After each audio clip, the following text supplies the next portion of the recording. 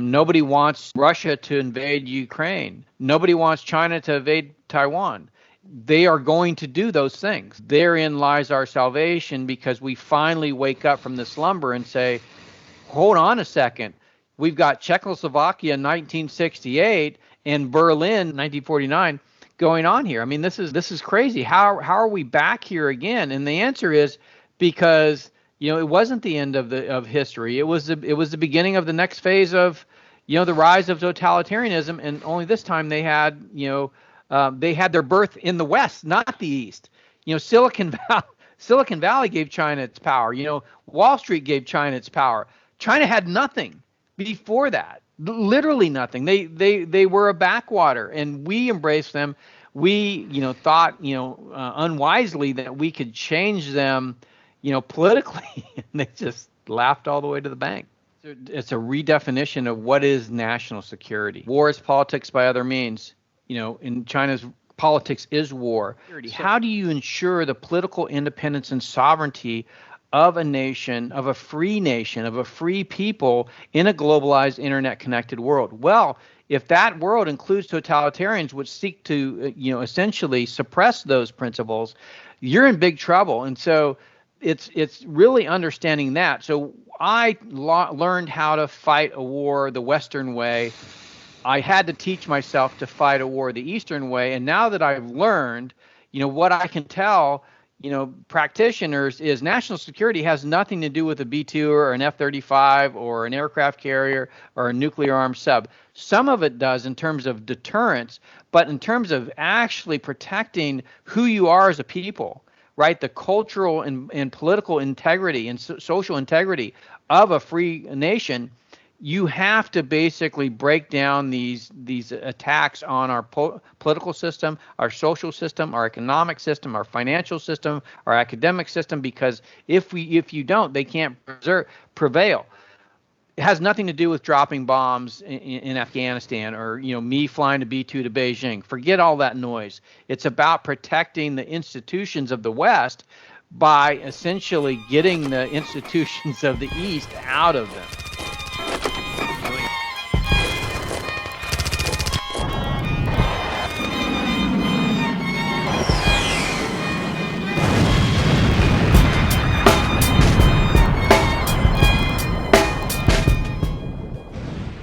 General Spalding, good to see you. Good to see you. A lot has happened since the publication of Stealth Ward. I've got it here for anyone that hasn't read it. I think it's essential reading, and congratulations on being probably one of the first to really get ahead of this. There's so much I want to talk to you about today, but first I'm just wondering if you could cover your background. I know it's a long career, and you spent from tactical level to operational and right to strategic policy.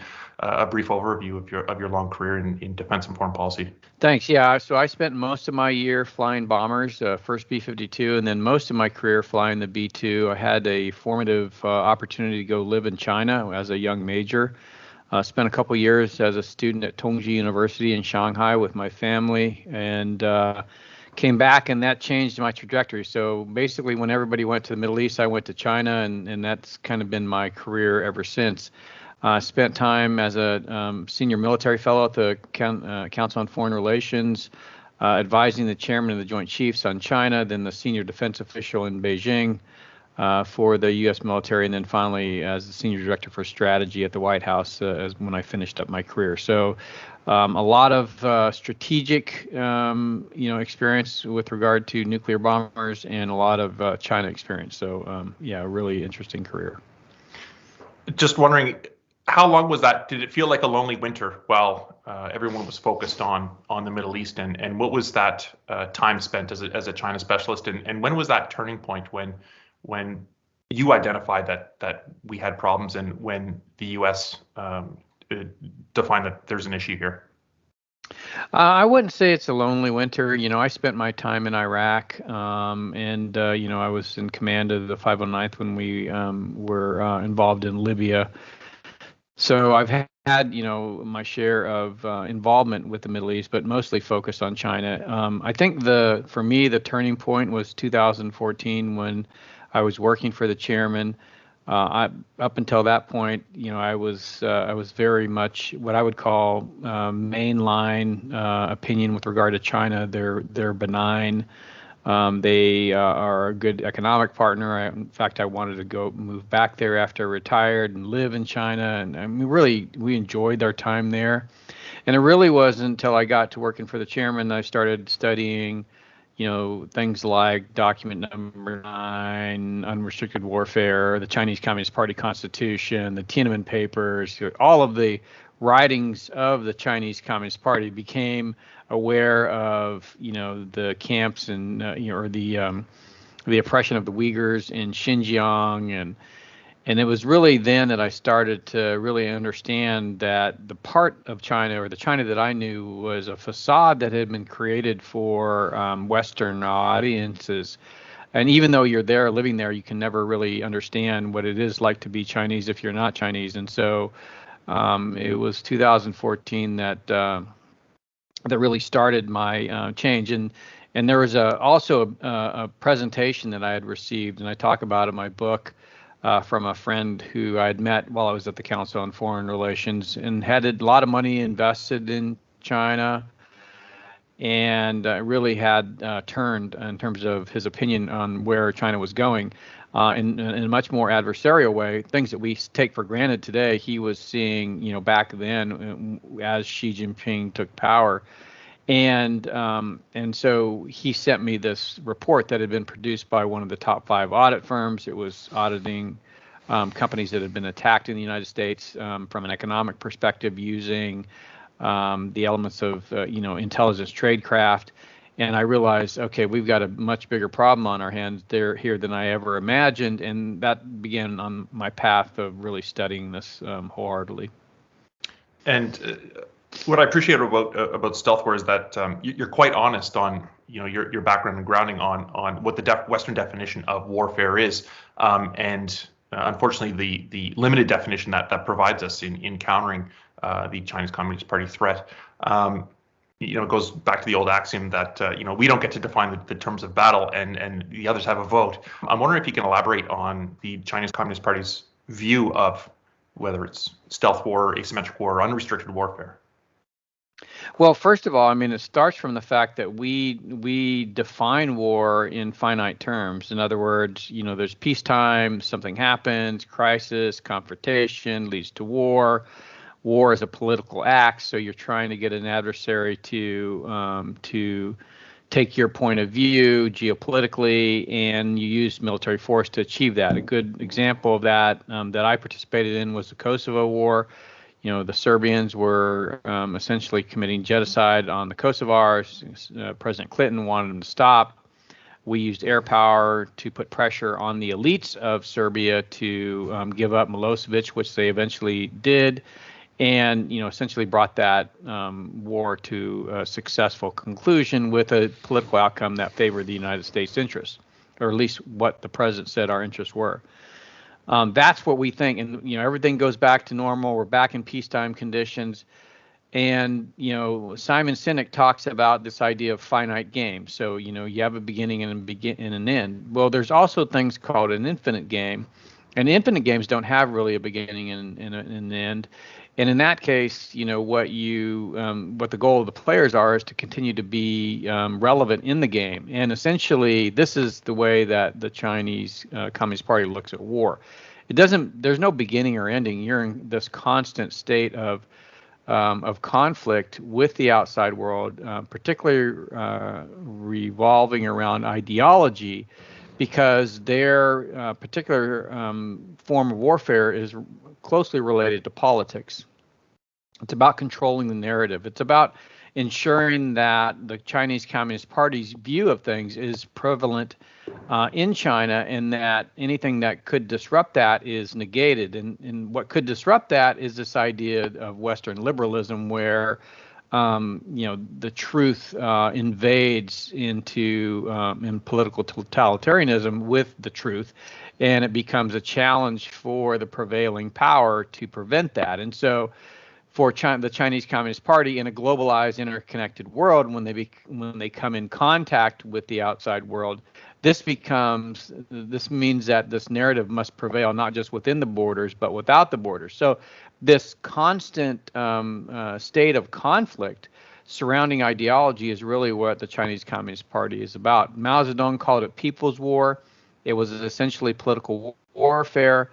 And I think the one thing that I discovered as I went through this is that, as opposed to the Soviet Union or Nazi Germany, the scope and scale of what a nation could do in terms of taking that narrative globally was controlled by the fact that we weren't very well connected prior to the rise of the internet and globalization. With the rise of the internet, the end of the Cold War, the rise of globalization, this interconnected global economy where data and finance flow across borders at the speed of light, then you create these connections that enable the form of constant political warfare that the Chinese Communist Party employed within their own borders to escape their borders and really go global. And so the tools that Silicon Valley built to make them 25% of the S&P 500 really were the tools that the Chinese Communist Party adopted for social and political control of the narrative. And so Silicon Valley being the center, or what was once the center of technology for the United States, invented a mobile economy built on telecommunications networks and data centers and smartphones that enabled the Chinese Communist Party to take their warfare to the individual. And apps like TikTok are a good example of how the United Front Work Group can work through Chinese companies to influence Americans. So today you can find TikTok videos and that really are pushing the Chinese Communist Party line, but are videos that are purported to be from individuals just making a comment on morality. Well, their comment on morality, when you start to in Lawai86, which is a good YouTuber who used to live in China and married a Chinese wife and eventually fled China, does a good job of basically collecting all these videos and showing that word for word they're reading from a script. They may be different people in different locations, but it's the same script. And so that power of Silicon Valley to grow this enormous global economy that really saw the United States be predominant post Cold War has now enabled the Chinese brand of warfare to break containment and really go directly to the citizens of free societies. That's a great definition of narrative control, and I'd like to get into that a bit further. But before that, I'm wondering if we can come to another piece of your background that some people may not be familiar with, is that you have a Ph.D. in economics, and you've been one of the first critics to really open up the problems that we have in the West. Whatever Western country you want to pick, we'll focus on the U.S. for now, but the power of Chinese Communist Party finances within Wall Street. And in your quote, in your book on page 202, you bring back the Leninist quote: "Capitalists will sell us the ropes with which we will hang them with." And I thought that was, it was a great wake-up call early on. Could you sort of get into that part of how you look at the problem set? Well, the other thing I said in my book, a lot of people criticize it because it didn't have a lot of references in person. I wanted to be much more accessible for people that didn't understand China, didn't understand economics, didn't understand finance. But, so it was written to that audience. But I also said it's really important that other scholars get out there, document these things, have them sourced so that we can begin to see them. And guess what? We have all kinds of things that are coming out since Stealth War that really start to explain this. One of the great ones that just came out is Peter Schweitzer's book, Caught Red-Handed, where he talks about, in the first few pages of the book, the Biden family receiving $31 million from the senior intelligence officials of the Chinese Communist Party. Now, here's a leader of the free world that basically has personally profited from, like many elites have in many Western societies, liberal democratic societies, from a nation and an intelligence apparatus that is basically geared towards genocide and oppression. So this is the problem we have. And it's not like the president is different than any other elites. He's just indicative of where it is on whether you're on the political left or the political right, whether you have nothing to do with politics, you're just in business and finance. It is this ability to basically leverage the money, the resources of the Chinese Communist Party to get you to basically be a friend of China. And I heard that all the time as a China scholar. You're an old friend of China, and China so much better. They tell everybody that you're so much smarter about China, and you speak Chinese, and it's this whole facade that they create to butter you up, to bring you into the fold. Even better if they give you $31 million. Well, isn't that lovely? Unfortunately, the non-elites are stuck in this conundrum. And only last week there was the Canadian-American financier Chamath Palihapitiya, and you saw that quote. But as you said, we're seeing it across the board. You can pick anyone on Wall Street or any financier or any corporation. The snowboarding executive from Burton coming out saying Xinjiang doesn't matter. We're going to get on with the Olympics, and this relationship is going forward. Do you see any hope on the horizon, or do you see further challenges? And is this going to be a continuation of corporatist elites linking us deeper and deeper with a totalitarian regime, or is this going for a bifurcation that you see may come with us? Yeah, so I mean, it's hard to pull apart, the decline in Western liberal values and principles, the things that, we had the Enlightenment period, and we kind of came out of those dark ages, and we came to rely on facts, and we came to rely on dialogue as a way to really get to the truth. And what you've seen, particularly with the rise of the internet and the rise of China's use of the internet for warfare, is that this has led the voice of the mob basically taking over and silencing anybody who has a counter narrative or has a different fact, if you will, and so.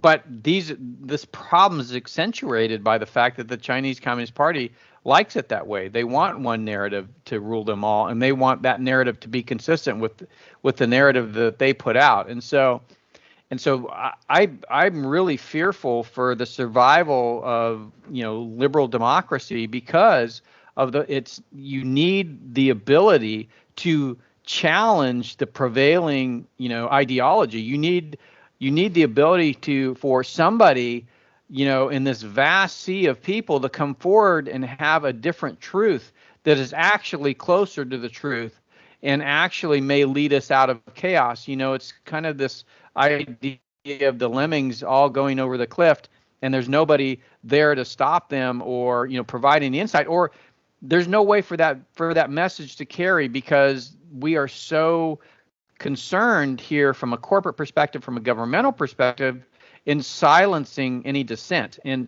really dissent is the key ingredient to, that led us out of the Dark Ages and into the Enlightenment period and into kind of this society that's allowed for, the increase in incomes and health, the germ theory of disease, all of these different things that came out of science. Today, we're seeing them all be challenged. A lot of it has to do with what's already going on in Western society, but also it has to do with things like in China, where so much of the research that they put out is fake and pervades most of our scientific journals now because they're putting out most of I read this one report that where this professor in China that was a dermatologist essentially submitted a report on using laser technology to remove things on the face, and then the photos that they submitted for this medical journal had been photoshopped, not like they weren't like really showing the effects of their work. And this is pervasive throughout medical journals, throughout scientific journals. And so how do you get to the truth when you have this problem in the West, and then you have this overbearing and really quite resourceful Chinese Communist Party that enables this stuff to break the containment of their own borders and really infiltrate everywhere else.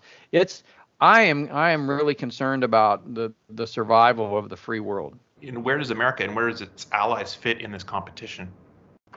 Well, what I said about what I still believe about the Quad, and some of it is within AUKUS, is this idea is that security relationships are insufficient to protect us from the Chinese Communist Party. And in fact, those relationships have to go beyond just security and encompass all elements of a free society. So whether that be the internet, whether that be corporate sector, financial sector, academia, all aspects of free societies have to essentially come together, isolate themselves from the influence of the Chinese Communist Party, reestablish this idea of liberal democratic principles that enable the voice of the minority to speak up and be heard, and allow for the challenge of the government and corporate narrative. If we don't do those things, it's not really China so much doing it to us as we are enabling. We're an enabler. So I mean, in a sense, we are helping the Chinese with our own downfall. And they're just all they're doing is helping become a catalyst for that in some sense. The coronavirus, perfect catalyst for the destruction of Western society, because we were willing and able participants. The study that said 2 million Americans were going to die from coronavirus didn't come from China. It came from the college, what's a college in London? No, not the Lancet. It was the Imperial College of London, where Xi Jinping had visited in 2015 and gave them millions of dollars. And so our own institutions have essentially been corrupted by Chinese money. And so now, we can't depend on them. And of course, UN agencies like the World Health Organization, Tedros is China's guy. And then you look at the pharmaceutical companies, all of their businesses, coming through China. That's where all their manufacturing is. So it's really pervasive and hard to break free from when you think, and also consider that the shareholders of Thomson Reuters also are the shareholders of Pfizer, and they share a board member. So I mean, this is a problem that for the Chinese Communist Party, it's a dream. It's a dream come true. It's like in Nazi Germany, if the Russians had, instead of fighting the Nazis, had said, "Come on in."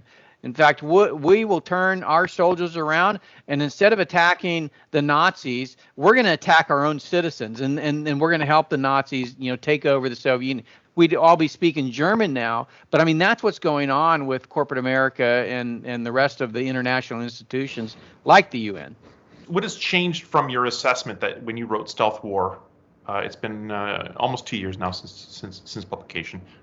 What has changed in your opinion of Stealth War, and anything new that you'd like to articulate now? Well, so War Without Rules is coming out in April, and it's really just a paraphrasing of Unrestricted Warfare. It's a very complicated book to understand and get through. Most people don't have any experience reading military doctrine. Even when you read it in the beginning, you don't recognize it for what it is. It is a doctrine on war, and doctrine is essentially what are the principles that have been successful in our brand of warfare. We have doctrine documents in the U.S. military. We have them for the Air Force. We have them for all the services. We have joint doctrine. It's the things that we look at and study, so that, and those principles are what we rely on when we go to war in our way of warfare. Well, unrestricted warfare does that. And so if you look at unrestricted warfare and you start and really understand that document, and you take a look back at what's happened over the 2 years of coronavirus, it's an exact match with how you take a superior opponent, and you use their own gravity against them, their own heft against them. So what's changed since stealth war is the coronavirus and the unbelievable, unmitigated trampling of civil liberties and the absolute fervent desire to destroy any kind of dissent with regard to how people react or deal with the coronavirus, and to basically establish one global narrative on how to deal with the coronavirus, and recognizing that global narrative was set in Beijing. Then you realize, I had, if you would have told me that in when stealth war came out, that in next year that we will, as a nation and as a global community, adopt the policies of the Chinese Communist Party in whole to contain a virus, I would have said you're nuts. And so that's what's changed for me, the realization of how close China is. Today, we just basically accept for truth that people don't have a right to choose, what happens to their own bodies. And that's a fundamental right of liberty in our system. Yet we've basically completely abandoned it. And the Chinese Communist Party led us down the primrose path. How do you take a society and turn them on each other? Fear. It's always been fear. And they leverage coronavirus with the tools of Silicon Valley to create fear and to perpetuate fear and to amplify fear. And now you have people that really think that they are going to die from the coronavirus. They can't help it. It's been ingrained into them. And in order to protect them or prevent them from dying from the coronavirus, they have to basically embrace what the government tells them. And then, of course, you hear the government policies. They're inconsistent. They are constantly changing. If you look at the way China does things, it's a perfect match for what China does. So when I wrote Stealth War, I had no idea that how easily the Chinese could basically blend all of the elements, the principles of unrestricted warfare, and bring them into practice.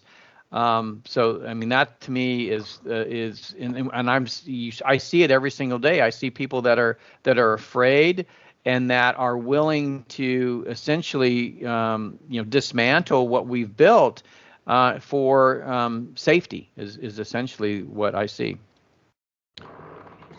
And this comes back to the creation of the narrative by the Chinese Communist Party and the adoption on our side.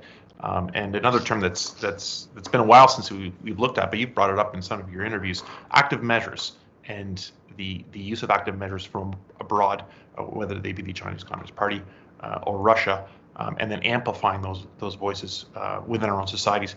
How is that being manipulated? You're also a specialist in Silicon Valley data protection. Can you explain how you're seeing this play out within our own societies? Right. So as I said, that report that came out from the Imperial College of London was picked up by social media influencers. It was put out on social media. Then that was retweeted by bots. Then it was picked up by legacy media. And then, in the early going days, there were voices in the government saying, "Hey, this is not as bad as it seems. We should employ the elements in our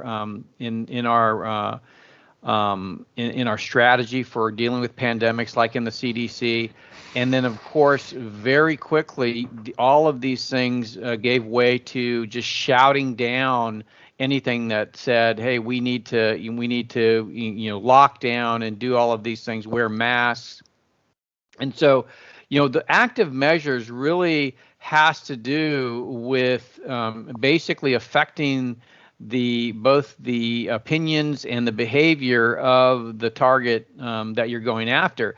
And so what Silicon Valley built was this incredible vehicle for influencing people's opinions. Now they used it to make billions. Now Apple's a $3 trillion company. So They used it to create these enormous companies, the FANGs, Facebook, Apple, Amazon, Netflix, and Google, make enormous profits, make enormously wealthy individuals who have gone on to make other companies based on data, and it's really about the use or misuse of data to influence the people that the data should belong to. In other words, all that Silicon Valley does is collect data on you, understand your intentions, your behaviors, and then slowly feed back to you those things that they want to get you to change those behaviors. And so it is those active measures really in a digital, globally connected world are so much more powerful than they were during the Soviet Union.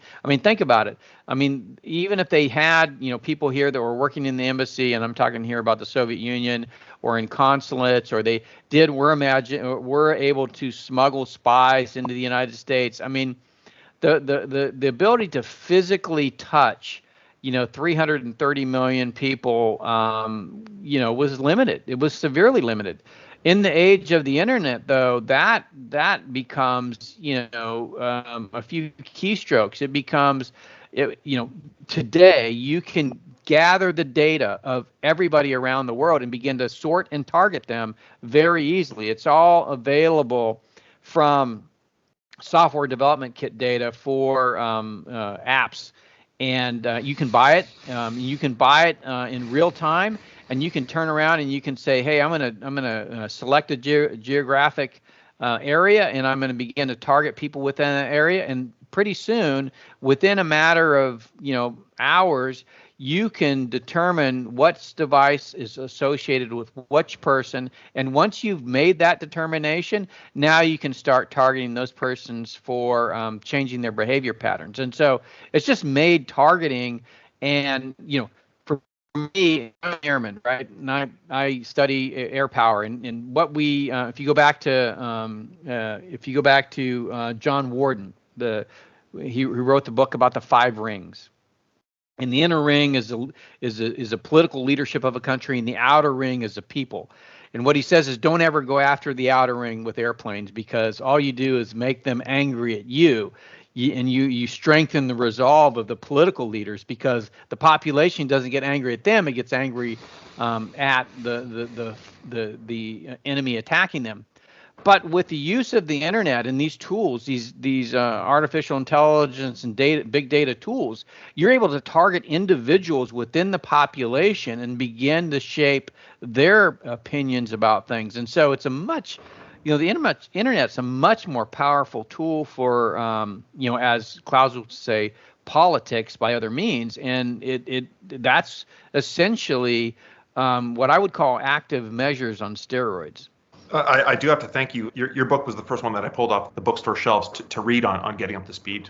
Like most people in uniform, too focused on the Middle East for far too long. And then, you go down the rabbit hole, and then Sam Cooper's Willful Blindness, Clive Hamilton's Claws of the Panda, 2034 by Admiral Stavridis. And then you go, wow, geopolitically, this is exceptionally complicated. And then from there, I had to go back to your talk on narratives. And then quite quickly it then shifted and thought, maybe I should start reading more fiction. And then you come to Brave New World, you come to George Orwell, and Snow Crash. And, is this just heading to a technocracy, in that the corporatist elites that control our data are aligned through various economic forums or negotiations abroad? And this will be settled by the elites, and we're just going to get on with some form of technocracy. Well, so that's why I asked to leave government, and really I recognize that we're in a political fight, but the political fight is actually supported by the underlying technology, and the underlying technology really means that all data is available and accessible, and that that availability and accessibility of data really, in this type of world, really lends itself to the accumulation of data, which equals the accumulation of power, of narrative power. And so, what I felt like we needed to do is we needed to change the technological underpinnings of our digital world. And so, the company that I founded, the Digital Atlantic Charter Initiative that we've just undertaken, is really about seeking a technological underpinning of the free world that reestablishes the principles in the digital space that are so important to our future. And the most important one is really just the fact that you as an individual and the data that you create should be owned by you. That's what identifies you as an individual, and it shouldn't be accessible or controlled by anybody but you. It shouldn't be the state, shouldn't be a corporation, shouldn't be a foreign entity, and they shouldn't have access to it. Now, the technology that is most appropriate to ensuring that you own and control your data is encryption, but we've never established widespread encryption as a prerequisite for how we organize our digital world. And so, in my opinion, and in what I am working towards, is this idea where infrastructure actually supports the principles of democracy. And so the Digital Atlantic Charter Initiative is really about creating things like a digital Bill of Rights. It's about reestablishing, hey, this is what a network and a technology underpinning of a free society needs to look like. It needs to essentially lift data up to a higher plane in the value of data. And the closest thing that I could equate that to in the United States in my military experience was the nuclear forces. And so this idea that we take in highly enriched uranium, plutonium that is very dangerous as a weapon, and we apply these very stringent rules with regard to personnel, material, and procedures to ensure the safety, security, and reliability of that resource, to ensure that it never is misused. It's never used for anything other than supporting the nation's interests, and apply those principles to data. So if we can say, hey, your data, you own, it's encrypted, you own the keys. Anything that's collected about you should be your property. You should own the keys for it. And then you decide who, when, where, what, why that data is shared amongst, whether they be companies or, medical facilities or governments or, anybody. That is kind of the way that we ought to organize technologically. And so, I don't think that if we just try to promulgate rules like global data protection regulations is a very good example. If we just do rules and we don't specify in technology, the digital world has become so pervasive in terms of how it shapes our lives and how it shapes our intentions and how it shapes the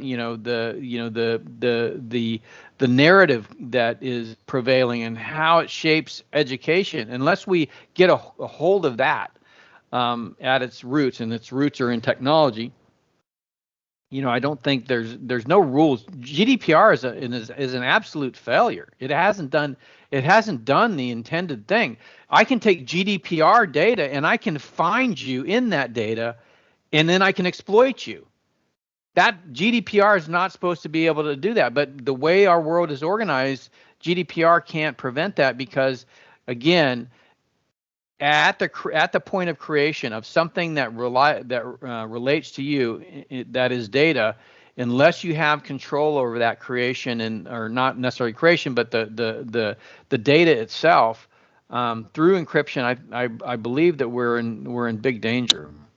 In Stealth War, you brought up the fact that we were already in a crisis of elite capture, a crisis of our economic institutions and in infiltration, and then we rolled into a health crisis, now an economic crisis, and now everyone's eyes are focused on Eastern Europe. As a strategist, how are you looking at this confluence of events and what is happening with Russia and any links that you see there? Well, I think I'm hopeful that one of the things that we have going for us is the extreme aggression on behalf of Russia and China, and I think that extreme aggression is a counterpoint to Xi, when he goes to Davos and says, let's all, can't we all, get along, It's win-win. please don't, yeah, it's win-win, cooperation. I think that is the only thing that we have going for us. But if we can't get out of our own way, then I think it's going to be so extreme political polarization. You mentioned a couple things there about the economy. The massive amounts of money that have been printed with regard to the coronavirus in the United States is extremely damaging to our financial system. And now we have inflation going haywire. So if the aggression by Russia and China can somehow push the free world, back together, therein lies our salvation, because we finally wake up from the slumber and say, hold on a second, we've got Czechoslovakia 1968 and Berlin 1945 going on here, or 1949 going on here. I mean, this is crazy. How are we back here again? And the answer is because it wasn't the end of history. It was the beginning of the next phase of the rise of totalitarianism. And only this time they had their birth in the West, not the East. Silicon Valley gave China its power. Wall Street gave China its power. China had nothing before that, literally nothing. They were a backwater, and we embraced them. We thought unwisely that we could change them politically, and they just laughed all the way to the bank. So is that the moment of reforming Western hubris, and with that reform, I don't want to take the wind out of your sails with your upcoming book, but what do you see as reform? Do you see this redefining our doctrine within our various government agencies, or do you see the creation of new agencies and new institutions that need to be created? No, I mean, I think what was dismantled has nothing to do with government, has everything to do with productivity, manufacturing, infrastructure, science and technology, STEM education. These are the things. Like, we spend, in America, almost $800 billion a year on defense, and that money, most of that money should be pouring into those four things, not into the weapons of the 20th century. The weapons of the 21st century are really all around artificial intelligence and data. Kai-Fu Lee says, hey, China is going to become the Saudi Arabia of data. Why? Because it drives AI. So we have to think in those terms. And so restoring the industrial base of Western civilization, restoring control over the supply chain, restoring infrastructure, reinvesting in science and technology and STEM education.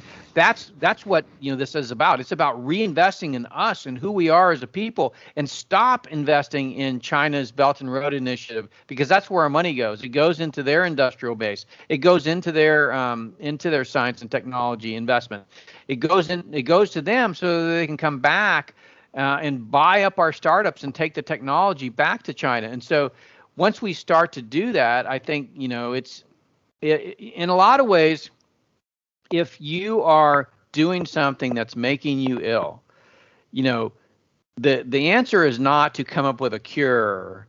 The answer is to stop doing those things that are making you ill, and then let the body heal itself. And I think if we can just stop doing the things that are making us ill as a free society, then we can begin to heal ourselves. And in that healing actually begins the downfall of both Russia and China, because ultimately, without their ability to establish a foothold and take the technology, innovation, talent, and especially capital of the West for their own means, when they're cut out from that, then they're forced to rely on failed ideologies to whip up, more, political fervor of their constituents. They can't. They were relying on that outside innovation, technology, talent, and capital to come in and essentially refresh, which is essentially a broken system. And so I think if we can do that, and I see grassroots efforts in free societies to stand up to the prevailing narrative and say, hey, we need to fix ourselves, and when we've got a problem, and you're no longer listening to us in the political capitals around the world. It's a really interesting point, especially coming from yourself. And I think some civilians just assume that most military people are obsessed with the military-industrial complex, and you're saying, no, it's time to invest in ourselves. It's time to reinvest in the citizen. And do you see that as the reform, as a redefinition of what it means to be a citizen of your country, of America, of Canada, of wherever? Well, I think it's a redefinition of what is national security. How do you again, war is politics by other means. In China's politics is war. So national security, how do you ensure the political independence and sovereignty of a nation, of a free people in a globalized internet connected world? Well, if that world includes totalitarians which seek to, essentially suppress those principles, you're in big trouble. And so it's really understanding that. So I learned how to fight a war the Western way. I had to teach myself to fight a war the Eastern way. And now that I've learned, what I can tell, practitioners is national security has nothing to do with a B-2 or an F-35 or an aircraft carrier or a nuclear armed sub. Some of it does in terms of deterrence, but in terms of actually protecting who you are as a people, right? The cultural and political integrity and social integrity of a free nation. You have to basically break down these attacks on our political system, our social system, our economic system, our financial system, our academic system, because if you don't, they can't prevail. It has nothing to do with dropping bombs in Afghanistan or me flying a B-2 to Beijing. Forget all that noise. It's about protecting the institutions of the West by essentially getting the institutions of the East out of them. Resilience. What a concept. So let's hope for that. Exactly. Yeah. Just to shift tack right now. I'm a Canadian, and sometimes you have to go to your friends, your longtime friends, to say, what is going wrong. As an outsider, as a national security specialist, when you look at Canada, can you define some of the issues that we're facing with the Chinese Communist Party and some of the situations you're seeing domestically within Canada that cause concern for you? Oh my gosh, Sam Cooper, does it way better than I could, and I love the book Willful Blindness. It talks about the political corruption, the financial corruption, the use of money laundering and cartels associated with Hong Kong triads, with the Chinese Communist Party. I mean, it's all there and documented and footnoted.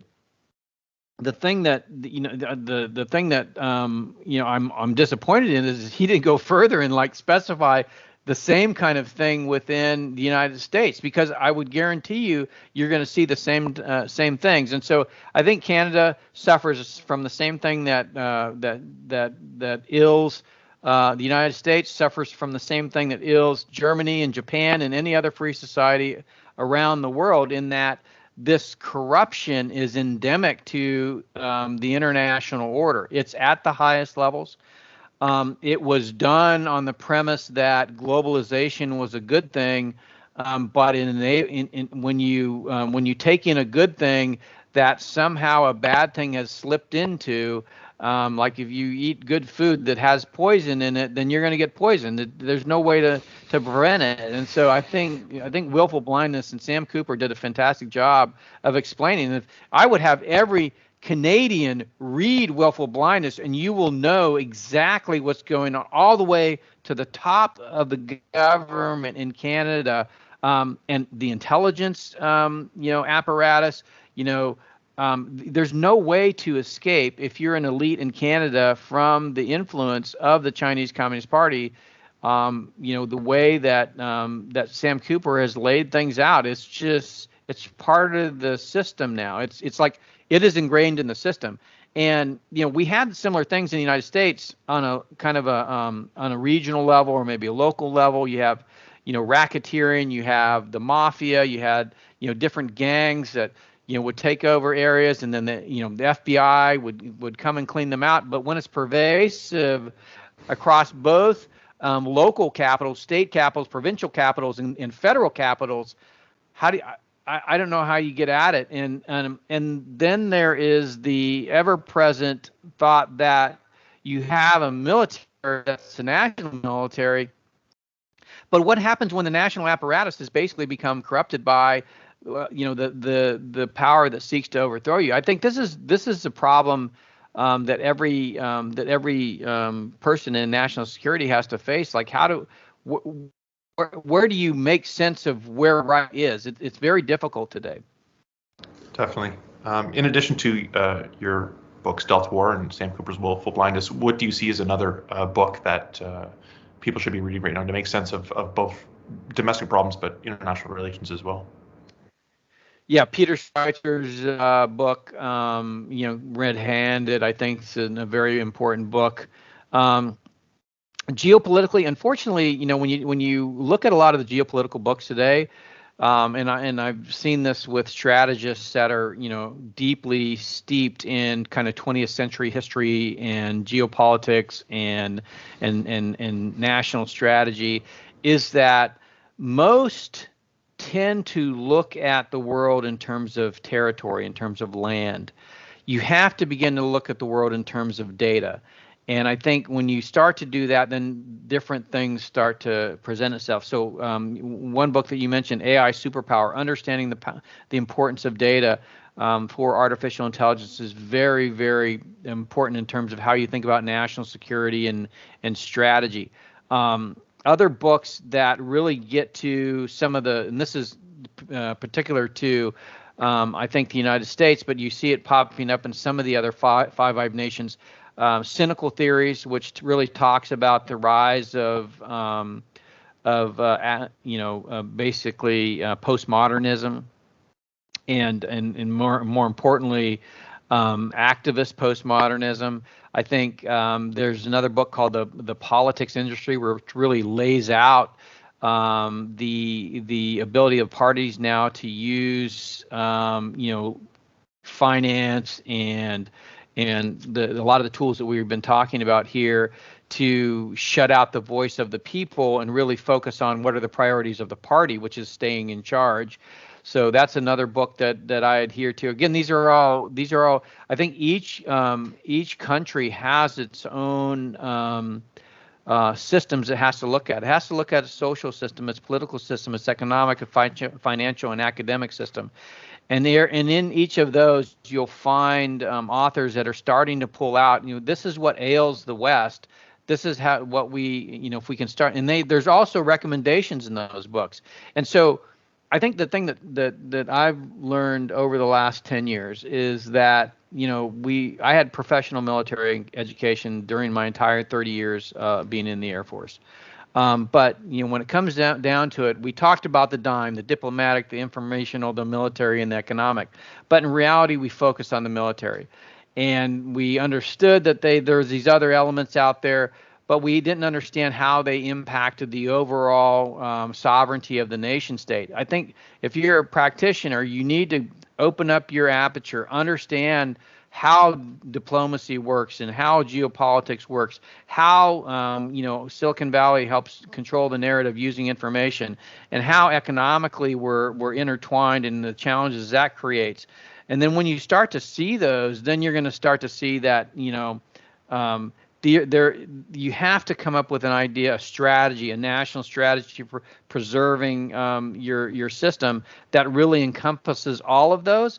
And as you know, the military is not responsible for the DINE. It's responsible for the M. So if they're the ones that are responsible for protecting the political independence and sovereignty of the nation, but yet just like the Germans went around the Maginot Line in World War II, you can go around the M by going to the D, I, and the E. The national people that are serious national security, geopolitical strategists, they have to understand those elements and they have to bring them to bear. I think one of the things that I found, when I was at the National Security Council, is that people tend to think in the stovepipe that they come out of. You come from the State Department, you think in terms of diplomacy. You come out of the Commerce Department, you think in terms of economics. But you got to put them all together if you're going to have a comprehensive strategy. And you need to understand, what are the levers that your adversaries are pulling.